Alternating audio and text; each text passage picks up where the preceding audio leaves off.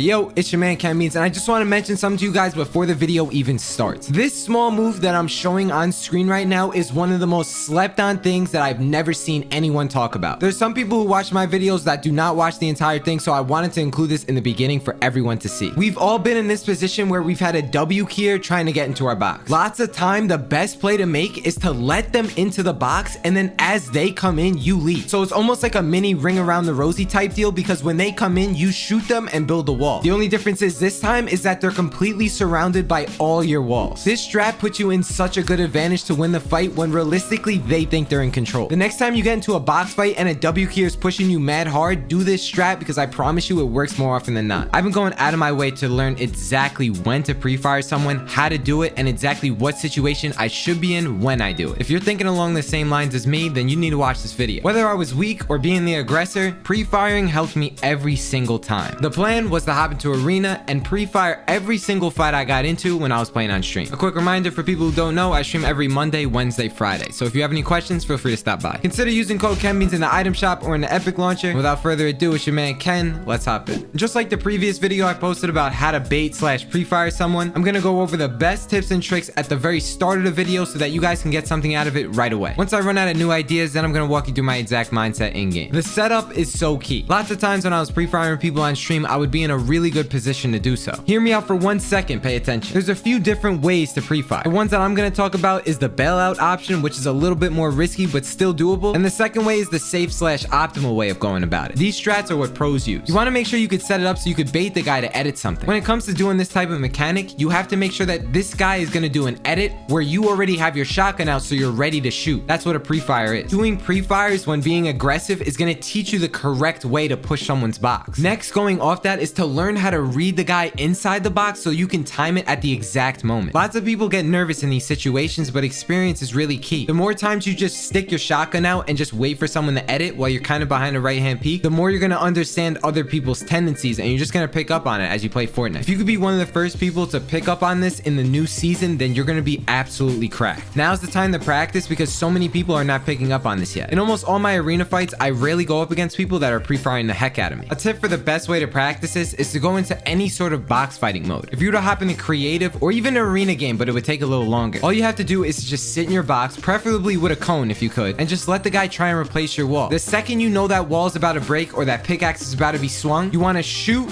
and you want to place the wall at the exact same time. If you're aiming for the head, you're gonna get a fat damage shot like I did right here. This clip is a little blurry because it was clipped on stream, but this is a perfect textbook example. I'm practically one shot with a pump and this guy is hacking my wall. So I play it extremely slow and calm with my shotgun out. The second the wall breaks, I shoot and boom, I replace the wall and I get it right back. Pre-fires give you the time you need when you're weak and one shot. This is hands down the best way to discourage people from taking your wall while doing it from a safe and optimal way. You need to understand patience when trying to pre-fire someone. Forcing yourself to play slower in any given situation is gonna make it so these pre-fires come way easier for you. The next time you get into a box fight, whenever you leave a box, just be cautious of what floors and walls aren't yours. A lot of times, just like in this clip, I walked into another box and this guy thought he was gonna take me off guard. Me being a slow and calm player made me completely aware of the fact that this guy was gonna come in like crazy and try and shoot me. What I tend to do in this type of scenario is to play in between both walls. I'm kind of directly in the center. So as you see, as this guy was coming in, I was almost already behind the wall. So by the time I shot the guy, I was able to place my own wall and take him completely off guard. You need to be mad quick at shooting and placing. If you're brand new to this type of mechanic, what I would do is just go into creative for like 5 to 10 minutes, just walk around the map, shoot and place a build instantly. Get that feeling down with your fingers and then hop into creative matches against other players and then try and do that same thing. Let them drop down from height or some sort of stair or something, and then the second they do that, you shoot and build. When the enemy player has a wall on you, then this is the strat that you want to do. Even if you got to play from more than one box away to do the same tactic, then that's what you need to do. When it comes to winning arena fights, winning solo fights, or anything, I'm going to tell you the best strat to set this up. It's as simple as just creating 2 boxes for yourself. In any given situation, try and make 2 boxes. Then when a guy attacks your wall, you could shoot and back up to the other box. Not only does this make you play slippery, which is what all the pros do, but it will also give you the ability to get damage on the guy while